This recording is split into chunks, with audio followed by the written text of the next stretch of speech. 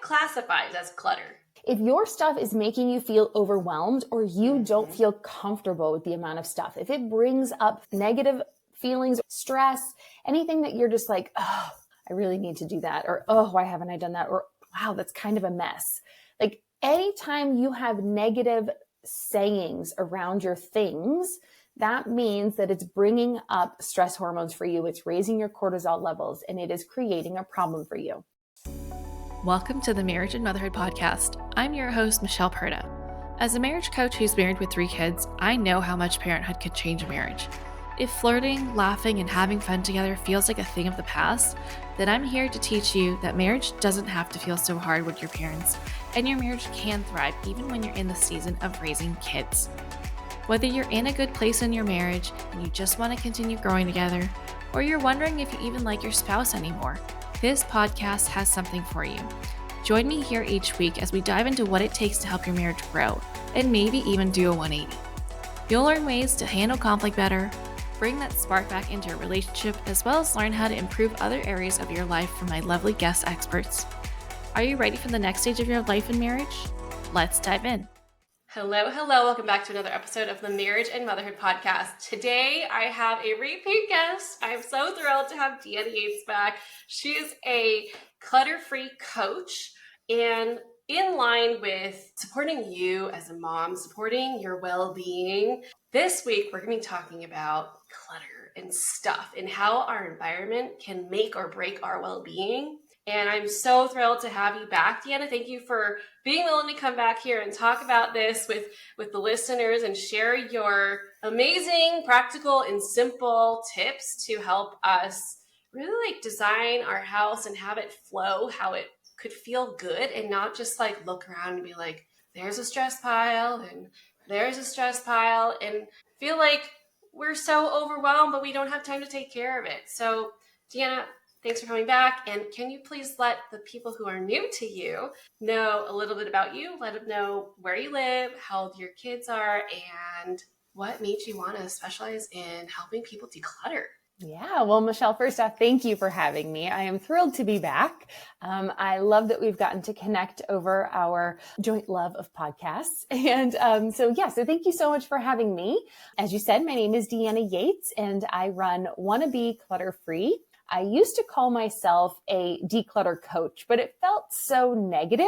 No one really wants to declutter because it is a lot. But if we can think about the flip side and what we're going for, and being clutter-free to me is just so much more rewarding than the idea of getting rid of everything. It's like, what do I actually want to have around me? So that's why I now call myself a clutter-free coach instead of a decluttering coach. And where am I from? So I live in San Diego now. I have lived a lot of different places. I grew up in Orange County, but my husband and I have moved countless times. We met in college in Texas, and we've lived back in California a couple times, in Iowa, where he's from, a couple times, traveled around the world with our daughter a couple times. And so, we've been all over, but now San Diego is home. We absolutely love it here. And I do have, as I said, a daughter. She is 11, soon to be 12. And we were talking before we hit record about the fact that she is wrapping up her elementary school stint and moving on to junior high next year. And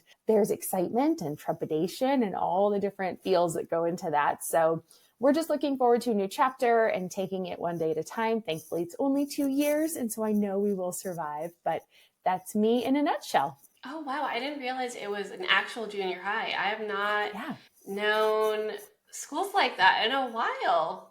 Yeah. Well, and it is odd because even I grew up a couple hours north of here and it was 6th, 7th, and 8th. Yes. But this is just 7th and 8th. So I'm really excited about that. I think that was kind of the downfall for me. I hated middle school because 6th and 8th are so different, but I'm hoping with just 2 years, fingers crossed, it's a little bit better. Yeah, I'm going to send out all the good vibes to you and your daughter. I appreciate it. That was a rough stage for sure. All right, so let's talk about how we come to accumulate all this stuff, right? You're a mom, I'm a mom, all the people who are listening, well, I shouldn't say all, but most of the people listening are moms or are parents of some sort. How do we get to this point where, pre-kids, we're like, okay, we're very conscientious of our space. right? But then once the kids come, we loosen a little bit. The responsibility grows and all that. But can you talk a little bit about how people get to the point where they come and contact you and like, look, I can't live like this anymore?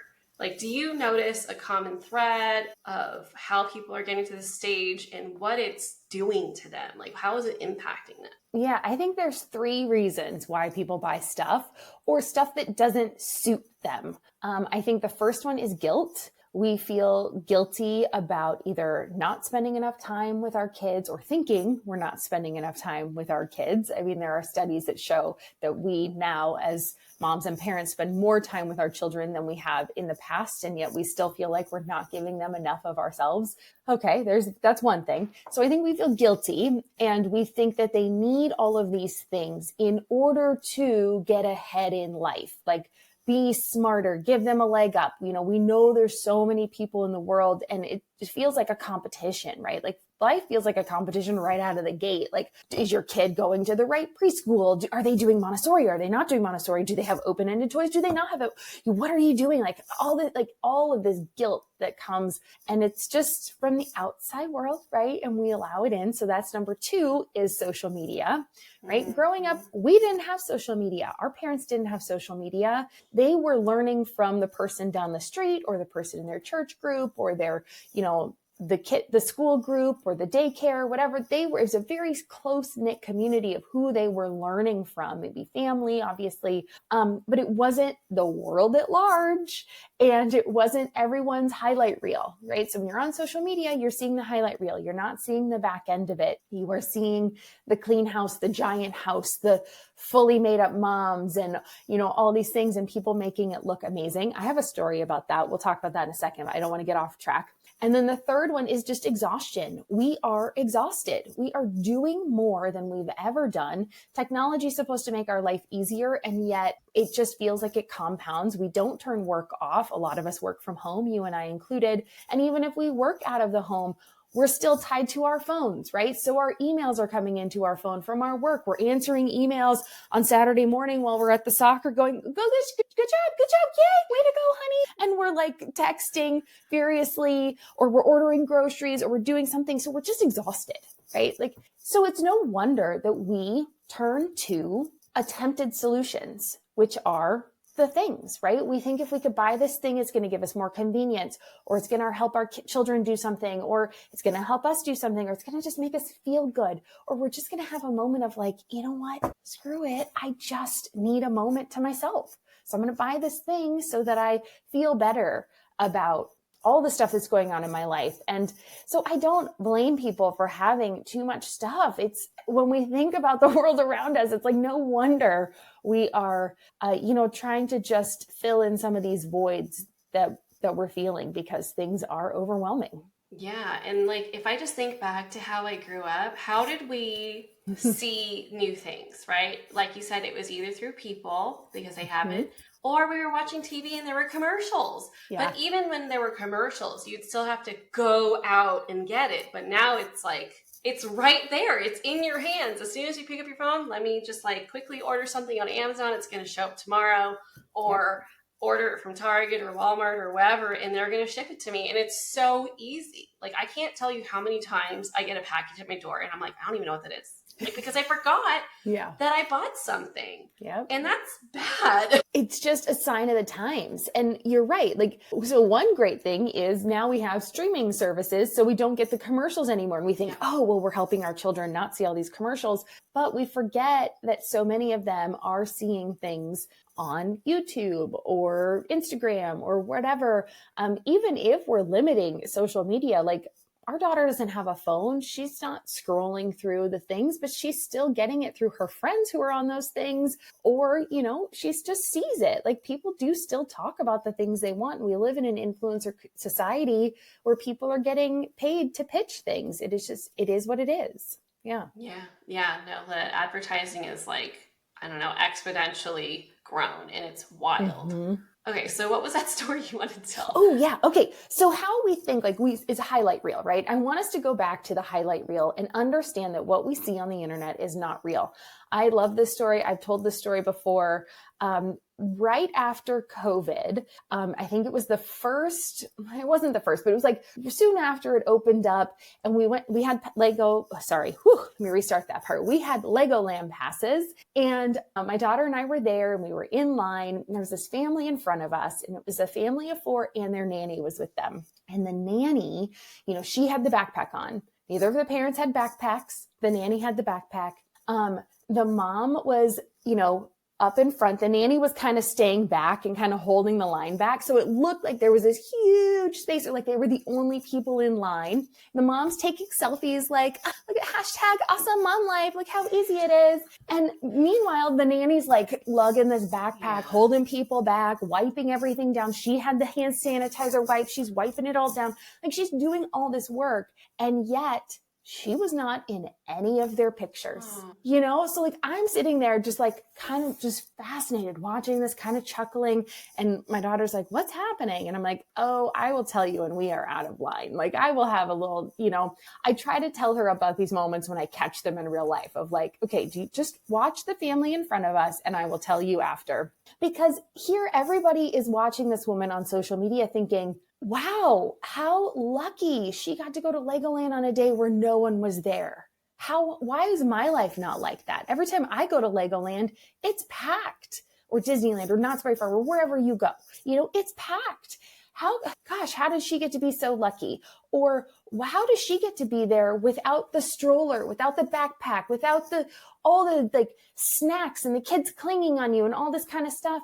Because she had help. Right? She wasn't doing it on her own. And yet she's not telling you that full story, that she has help there, that, anyway. So I love that moment because it was such a stark reality check of like what you see online is only a snippet of the story and you're not getting the full picture. So when you're having a bad day, that's the worst day to go on social media, because you're going to be comparing like the storm of your life. I'm going to keep it PG here, the storm of your life to someone else's rainbow. And that is not great, right? The rainbow comes after the rain, right? The sun is coming out, the rain has stopped. So you cannot compare your storm to someone else's rainbow because it's just not the same moment in time. But also like that could be completely fake, Totally. I talk about how, things may appear really great, but in your home, in like between the 4 walls that nobody gets to see behind the scenes, you could have your life falling apart. And so like the biggest reason that I do what I do is because I want people to actually feel as good as they look in their family photos, right? And that story is like a great example of how even the people that look like they have it all together, they're going to have their down moments too. And you have no idea how fulfilling or not fulfilling their life is based on those photos. Like, unless you truly know them, like, no. And even that, like, even if you truly know like your bestest friend in the whole wide world, as you become an adult, how often are you actually talking to them or seeing them or really getting that, the deep nitty gritty internal feelings? Like there might be one person in the world that you're getting that insight into, and likely you're not. So the only person you're getting that true unfilteredness is yourself. You're probably not even getting that true unfilteredness from your spouse. Like, I don't know. That's just how I feel about it. I think it's really, really hard to think we know what's going on in anyone else, like in everyone else's life in their internal self. So I love that you want to make people feel inside, as well as their family photos look. I love that mantra or just mindset. I love that. Yeah, definitely. All right. So let's talk about overstimulation. Why is it so stressful to live in a cluttered home? Well, actually, let's rewind. Yeah. How do we define clutter? What does it mean to have clutter in your home? Because, there's, of course, certain things that you're like, okay, well, I will get to that. But what classifies as clutter? Yeah, well, it depends on if your stuff is making you feel overwhelmed or you don't feel comfortable with the amount of stuff. If it brings up feelings, negative feelings or emotions, stress, anything that you're just like, oh, I really need to do that. Or, oh, why haven't I done that? Or, wow, that's kind of a mess. Like anytime you have negative sayings around your things, that means that it's bringing up stress hormones for you. It's raising your cortisol levels, and it is creating a problem for you. I have a friend who she is fantastic at decorating little vignettes. Do you know what I mean by a vignette? Like a little thing here, like her mantle is like perfectly organized, but it's got a lot of stuff on it. She's great at that. That took too much stuff, but she loves it, right? So for me, that would feel like clutter, but for her, it feels inviting and welcoming, and she loves it. So there's no right or wrong for the amount of stuff that would classify as clutter. It's just how you define it and how it feels to you. Does that help? No, that does. And that kind of feeds into why it's overstimulating, right? It's kind of like when you are keeping all of these plans in your mind and you're like, I will get to that, I will get to that, I will get to that. And it stays there, but instead it's in physical form. You're walking by it every single day, maybe multiple times a day. And you're like having that same thought. And it's become a pattern. It's like, okay, I walk past this, I think, dang it, I need to take care of that. But I'm on my way to do something else. You walk past again, dang it, I need to take care of that. But then you don't, because you don't have the energy, or you don't want to, you have something else to tend to. And it just kind of lives rent free in your mind. And like you said, it's causing all this stress. Mm-hmm. And so what do you suggest to your clients when they're faced with these kind of situations? And chances are, if you have one, like, you likely have multiple areas in your home where you're walking by, like, okay, there's another trouble spot, there's another one, and there's another one. What's the first step that someone can take to start alleviating that feeling and feel that relief? Because it can feel like a ton of bricks on your shoulders, and it kind of becomes this like normal state for you to feel this like, baseline level of stress because of the clutter. Yeah, you hit it on the nail on the head right there. When you're walking past something and you're like, oh, I've got to take care of that. Oh gosh, I've got to do that. So it is, all of the stuff around you has to be managed in some capacity. So whether that is using it, putting it on display, storing it, there's a maintenance part to it. Making sure that things get, anything on your shelf is going to need to be dusted, so that's the maintenance part that comes with it. And so, yes, as you walk around, there's all this stuff, and it's vying for your attention. And we have only so many hours in the day and only so much attention to give. And so the best way, if you are finding yourself in this state of like, I'm overwhelmed, I'm overstimulated, there is too much, I'm on board, I want to deal with it. Start carving out a little bit of time in your day. Put it on your calendar. If you're somebody that, lives and dies by your calendar, I do I'm holding up my calendar over here. I have to write stuff down on my calendar. If I don't write it down, it's easy for me to forget it. It also, part of putting it on my calendar or mapping it out, planning it out for me, means that I can let go of those thoughts in my head. When that comes up, when I'm walking by and I'm like, oh my gosh, I've got to deal with that. I say, okay, you know what? I already have a plan of when I'm going to deal with that.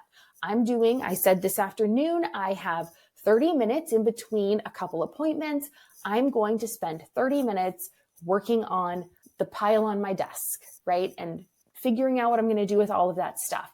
I might not finish all of the tasks within that pile, but I will at least go through the pile, know what is there, and be able to create another plan for when am I actually going to tackle the things that I don't finish. So I think a lot of it is just this having a little proactivity instead of having that reactive, like, oh, I got to deal with it. Okay, I'm running out the door. I've got like 2 minutes. Maybe I can, do something. And sometimes, yes, you can, right? So emptying the dishwasher, I do that every morning. I've timed it because I do it when my coffee's running, and I timed my coffee. My coffee takes about 75 seconds for the milk to froth. So I know that I generally can get my dishwasher completely unloaded in the 75 seconds while my coffee's making. So some things don't take as long as we think they do. And the longer we put things off, the more time we think it takes us to actually solve that problem. So time yourself. If you think like, oh, the dishes drive me crazy every morning, time yourself putting them away. See how long it actually takes. Time yourself after dinner. Time yourself doing laundry. These tasks that we do on a regular basis, I think those sometimes we just feel like I got to do it again. Oh, I've got to do it again. Oh, I've got to do it again. I don't want to do it again. But if you think, you know what, it actually only takes me 3 minutes to finish a load, like to put the load of laundry in. It takes me 5 minutes to sort the whole thing. Like, okay, can I muster up 8 minutes of time? Yes, I can. I can muster up 8 minutes of energy. It's so much easier than, oh, I've got to tackle all of the laundry. So I think we break it down into smaller tasks. We create a plan. We say, I'm going to proactively spend 10 minutes a day on one spot in my house that's driving me crazy. And as you start to deal with them, you won't want to do it again. So you're going to be a little more proactive on keeping that clean as you go to the next area in your home. Is that helpful? Did I at least kind of, No, I bounced around a bit, but hopefully that was somewhat linear of a plan. I was following you. No, I love the idea of timing it, because the idea of doing something can feel like a lot. And it could be enough for me to be like, nope, not doing that because I don't have the energy. But if you kind of just like, I don't know if this is like an ADHD thing, but like if you are able to be like, oh, it's only 75 seconds, I could totally do anything for 75 seconds. So like, okay, let's do that. But like the idea of doing dishes or putting dishes away sounds like it's way more. And because it takes like the emotion out of it, it's like factual. It's like 75 seconds. Oh yeah, I can do that. So I'm going to have to like try that with some of the things that I don't like to do. And that made me think of like, for those with neurodivergent brains, like timing yourself and trying to beat it, like doing it within that time or going faster before the timer goes off could be a real great motivator too, because then you just like gamified it.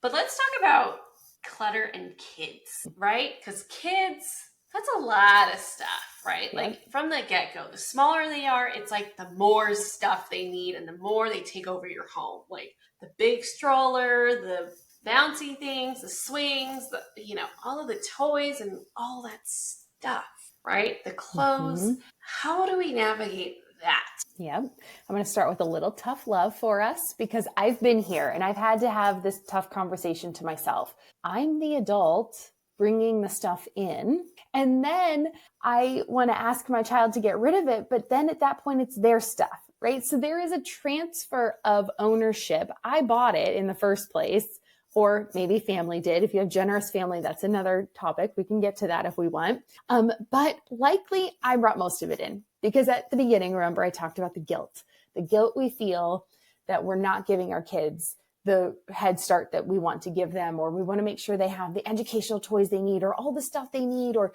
they need the clothes to fit in at school, or whatever it is, right? So many different reasons why we might buy this stuff. And I've been there. So there is no judgment here. This is all from learning that, you got to kind of stop the inflows a little bit. So that's my first place I want us to look, is like, how can we, at least before we start to tackle all this stuff, can we just have a pause? Summer's coming up. This is actually a great time to pause the purchasing of the things and get out of the house and go do stuff, or work together to go through your stuff and actually make a plan and have some fun with it. So we'll talk about that in a second too. But if we have a boat that has a hole in it, it has sprung a leak and the water is coming in, we can bail that water out, but we're never actually solving the problem because we're not stopping the leak. So if we can plug the leak first, which is all the stuff coming into the house, then as we get that water out or all the stuff out, it makes it much easier to then have smooth sailing and get to shore. Otherwise, we're like panicking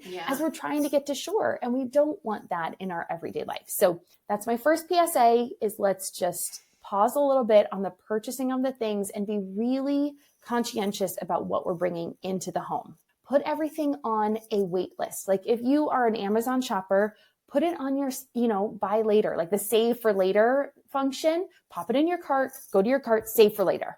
And then come back after 30 days and say, you know what? We actually survived just fine without that thing. Okay, delete.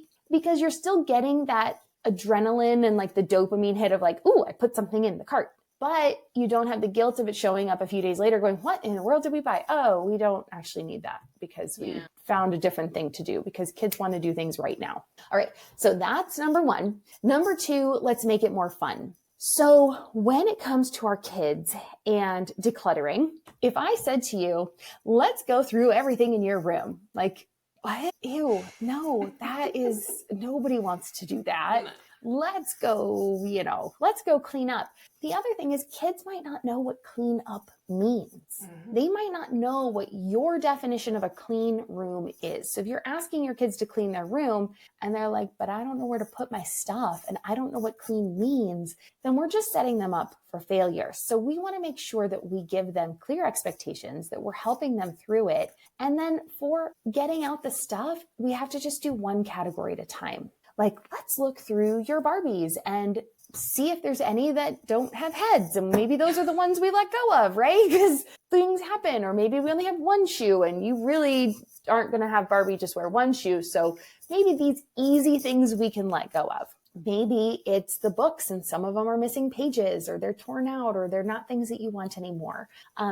I actually wrote a book on this to help you have a conversation with your children. It's called Lenora and Her Super Duper Messy Room.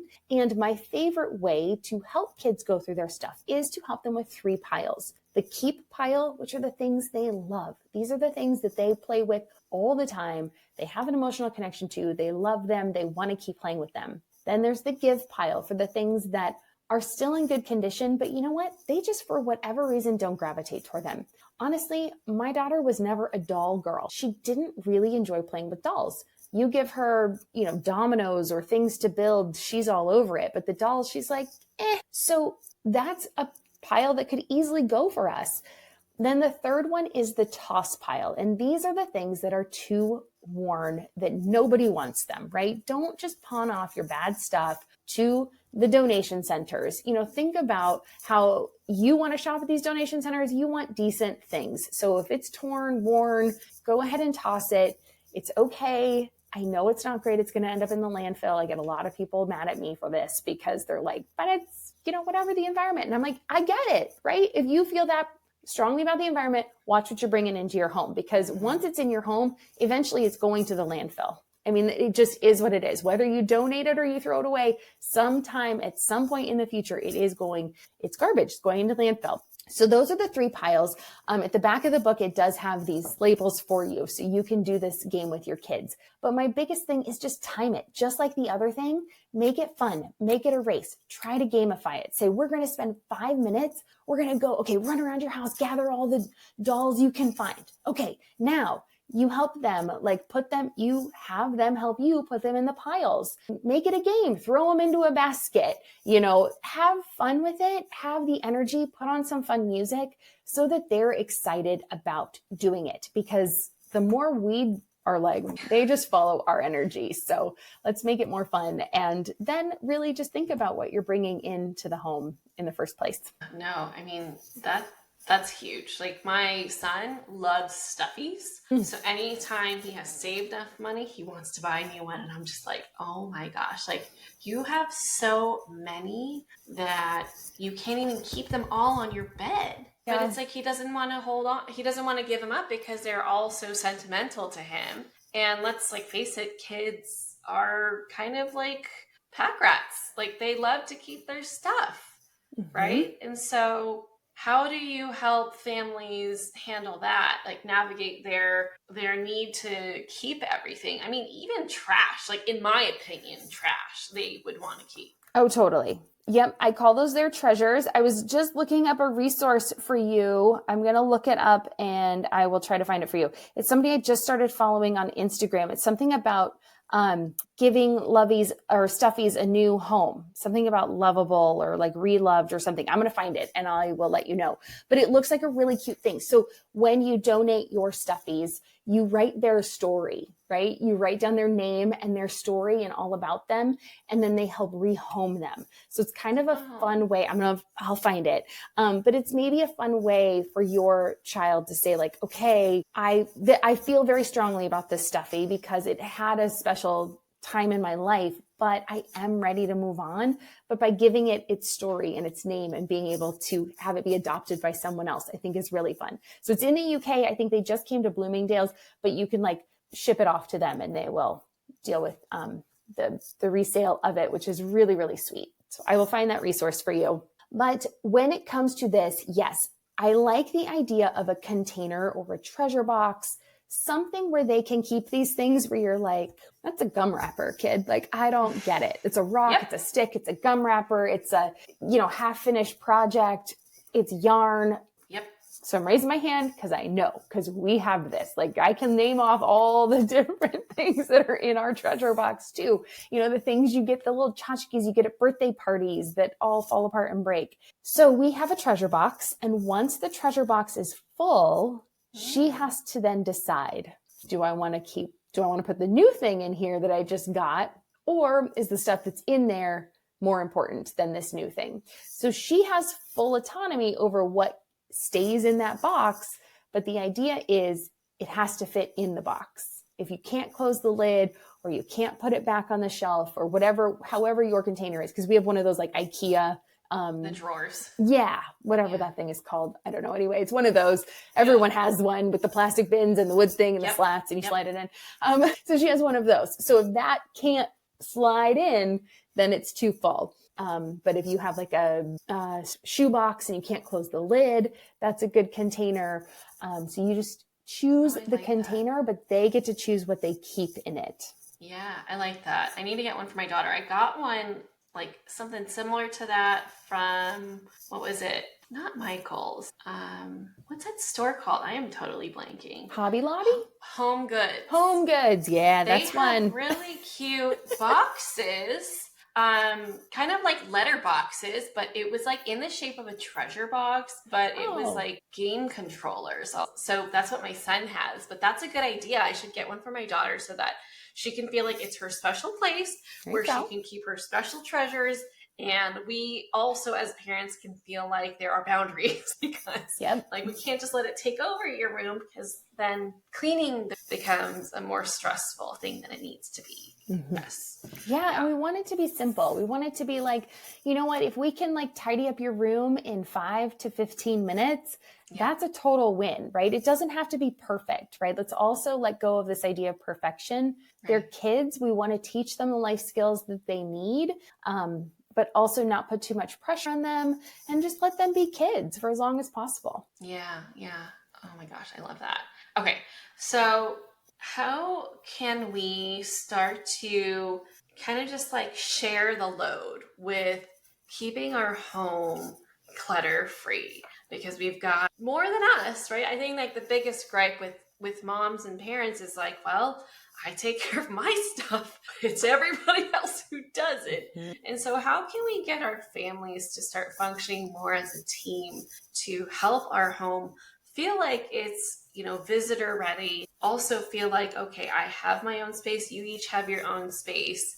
But we're not like, oh gosh, that one room, like close the door. It's an embarrassment. Well, and I think if you have that one room that's a closed door, that is the embarrassment that no one actually has to go into, give yourself grace on that. Like, we can get to that. That's okay. I think also when most people come over to your home, I think we set ourselves up and we try to have this like super high standard that we don't expect anybody else to live up to. Like if we go to our friend's house, we don't expect them to live up to the standard that we are trying to set for ourselves. So we need to take a deep breath and pull back from that perfection, right? Tone it down a few notches and start having conversations, right? Start with the I statements, right? Hey, like, I really want to be able to have more play dates over here. I want to feel comfortable inviting your friends and their parents over, our friends and their kids over, right? Changing who we're talking to. And so I would love your help with that. So for me to feel comfortable with that, I want to make sure we don't have dirty socks all over the floor. I want to make sure that the shoes are at least in this location. I want to, make sure that the counters are cleared off. So it also might be setting up a few really simple systems for catch-alls, right? So if you want your shoes to stay in the front entryway, does that mean you need a box to put the shoes in, a bin or a basket to put the shoes in? My husband's a bit of a germaphobe, so that kind of a basket solution does not work for us. He's like, ew, do not put shoes on top of shoes. That's not his jam. So we have racks. We put them on shoe racks. And so the bottoms don't touch the tops, which is fine. But do I have a basket for putting the blankets in, right? Because I want to have blankets on the couch, but I also don't want them all over. That doesn't feel tidy for me. So if I can just take them off and pop them right in the basket, that took 5 seconds. That is a way for it feeling tidy and an easy habit that we can do at the end of the night. Making sure we're staying on top of the things, doing some resets at the end of the day, like cleaning up from dinner and making sure the dishwasher is running, making sure we have a time. We call them a 5-minute power tidy. So after dinner, when we're doing the dishes, but before my daughter's getting ready for bed, it's kind of shifted a little bit. It used to be right before we would watch a show. It's shifted a little bit more into her getting ready for bed. We'll have 5 minutes where we tidy things up together because she likes to get things out and play with them while we're watching TV. Well, if we don't have that time together, then it's either left on me or it just stays out. And so working together, having these conversations, and really, like I said, timing it in, being proactive and saying, you know what, the timer's going off. That means we have 5 minutes before it's time for you to start getting ready for bed. I'm still having to tell her when she gets ready for bed, but we moved it back 5 minutes so we can have this time together to be proactive and clean up, because it's not all on you. Everyone lives in this house. And so we want to just have these little touch points that we can do throughout the day.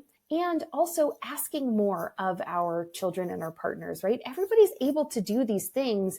It doesn't have to fall on you. Like my husband loves to come sit on this couch that's right behind me because our kitchen's right here. And so, he'll move the pillows to the other end when he lays down on the couch. It's just, can you put the pillow back when you are done using the couch? It's simple things like that we just get out of the habit. But if we just bring it to others' attention, I think they're more likely to be on board and willing to help if we just ask in a nice way that's not nagging and not angry, doing this when we're in a calm space and like, I want this, I want to feel this way, and using those words. What do you think? No, I'm completely on board with that. And that's how I approach it with my family as well. With my kids, like they're on the younger end. So like I have a 8.5-year-old and a 5-year-old living with me. And so while I'm doing dishes, they now know that their job is to clear the table off because I made dinner and I'm doing dishes. So y'all better do something too, right? So they set the table and they clear the table. And then after they're done with that, while I'm still cleaning, I'm like, okay, let's see if you guys can each pick up 10 things before I get done with cleaning the kitchen. And then they'll do it. Or I'll be like, okay, pick one room and pick up one type of thing, like depending on how crazy our house got throughout the week. That's just what we do because we want to be able to enjoy our time together. I don't want to spend time like cleaning up the house instead of hanging out or going somewhere doing something fun. So I try and like tell them like, this is what it takes to upkeep the house so that we're all comfortable and we can have people over and we could find the things that we want. And so I think for us, the biggest lesson has been, okay, when you do something, before you move on, clean up that thing. Don't just leave it. Otherwise you have a lot of different messes in a lot of different places. Mm-hmm. And cleanup just takes so much longer rather than, oh, let me just put this milk away. Let me put my bowl away, or let me clean up my drawings and the scissors and the paper scraps that I've just cut up. But I found that involving them in that way, trying to make it fun, or like, hey, let's clean up until the song is over. Like with my daughter, her room was like a huge mess because when she gets upset, she starts throwing things all over the place. And so I'm like, okay, I'm going to sit here. Let's have you do this. So I wasn't actually doing any of the cleaning. I was like, okay, let's pick up all your clothes. So like walk around the room, pick up the clothes, go put them in the hamper. Okay, now pick up all your stuffies because we can't see anything. It might be hiding underneath. So put them all in the bed and then okay, let's pick up all the little pieces of garbage, because she likes to rip paper up and like throw them around like it's confetti. It's like, oh, okay, if Sounds you're willing fun. to pick it up, then awesome. Yeah. I'm not doing it. And so I like that you said that we have to teach them how to clean, right? And I don't feel like I was taught how to. I just was kind of expected to. And so when I had kids, I was like, why do I have to teach you how to do this? If I say clean your room, clean your room.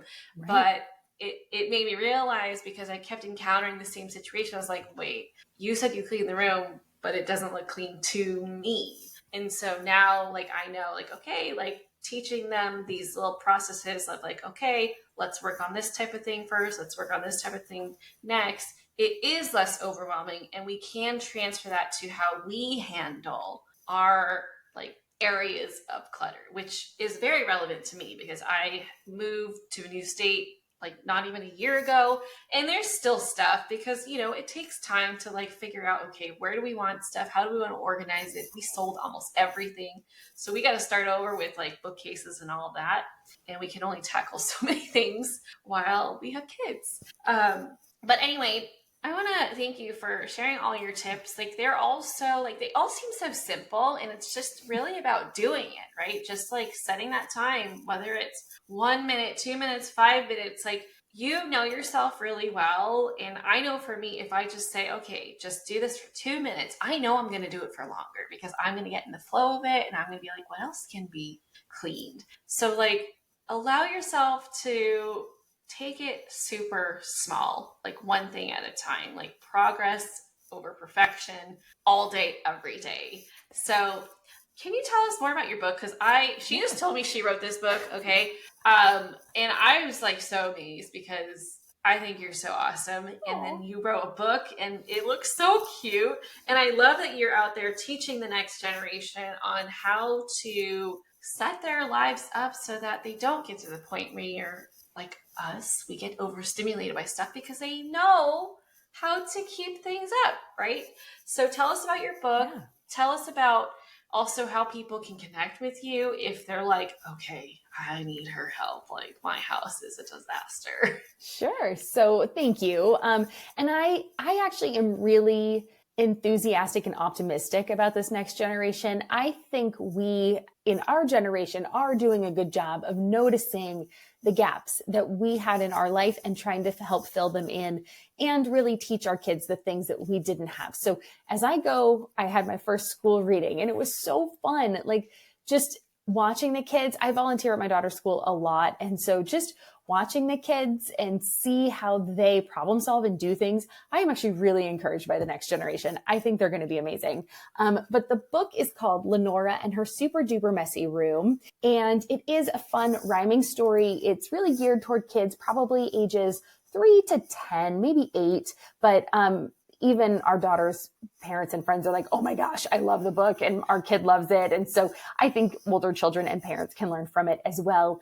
And it just talks through the story of Lenora, whose room has gotten really messy and she's got stuff everywhere and it's just overwhelming for her. I think we sometimes forget that too much stuff is also overstimulating for our children. It's not just ourselves, and they don't know what to do about it. And they just think, well, I've got all these things. Okay. But it's hard for them to know what to play with.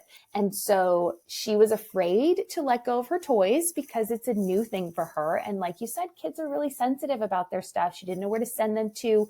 So her mama helps her, figure out what to do with them. And one of my favorite lines is, these toys have magic, dare I say, but they can't shine if they don't play.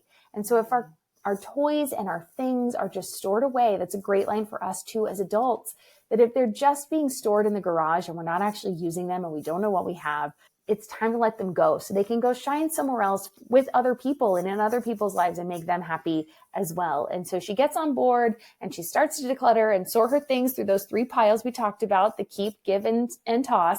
And then she has a few toys that she's like really emotionally attached to, but she doesn't want to keep them, but she doesn't want to just put them into the abyss of who knows where they go. So she gives them to a few of her friends, her special toys. And I love this page too. So like she gives them to her friends. And it feels good to give too. So good. And that's what she learns at the end of the book, is how much fun it was to give these toys to her friends and to other kids and see the joy that it gave them. And then when she went back in her space, it's clear and she feels great and she can dance and play and just enjoy her space and feel good. And she can invite her friends over and she gives them toys and she just feels really good about it.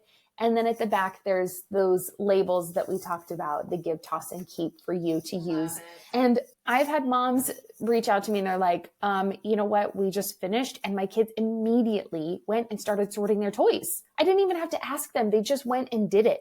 So if you're struggling to have this conversation or start, pick up a copy of the book. It's on Amazon and you can maybe your kids will start sorting without you even having to really ask them, because once they see it in action, it's so much easier for them to get on board. So that's why I wrote the book, was just to help these families that are really struggling. And it's hard if you weren't taught what to do to teach the next generation. So that's really where this comes from. Yeah. And I don't know if this is like parent hack or whatever, but ever since our oldest, who is 15, anytime we were coming up against like a challenge with parenting, whether it's like a behavioral thing or an emotional thing or whatever, we would buy a book about it and read it. And a lot of times that kind of resolved itself because we didn't have to talk about it like a full-on serious conversation. We kind of just like read about the situation and it helped a lot. And so I'm so glad that you made a book. I want to buy this for my daughter and my son, because I feel like it's never too early to build these skills. These are like very important adult skills to have. And if we could just get them started now, that's incredible. I will say yes to anything that will make my life as a parent easier. And so thank you for writing this book. Yeah, for sure. How can people connect with you? Yeah, so I am wannabe clutter-free. So that's my website. That's my Instagram. You look me up on there and I'm easy to find. Deanna at wannabeclutterfree.com is my email if you want to reach out. Amazing. And she also has a podcast for those who are not watching the video. She's got a little like microphone cover display. Her podcast is also called Wanna Be Clutter-Free. So it's like all the same name across the board. Super simple. Thank you so much, Deanna, for joining us. I'm so grateful to know you and to have you join us back here again. If you want to connect with her, please go do that. Let her know that you found her from this show. And if you have a friend that you know would benefit from listening to this, send this episode to them. And if you love this show, I would so appreciate it if you leave a rating and review on Apple Podcasts or Spotify or wherever you listen. And that's it for this episode. I'll catch you back here on the next one. Bye. That's it for this episode. I hope you enjoyed it as much as I enjoyed making it. If you did, please send me a message over on Instagram at Michelle Perta Coaching to let me know what you loved most about it. Hearing from my listeners is my absolute favorite. And if you've been loving this podcast, please leave a rating and review. This will help people like you find the show and get the help they need. Catch you here on the next episode. Bye.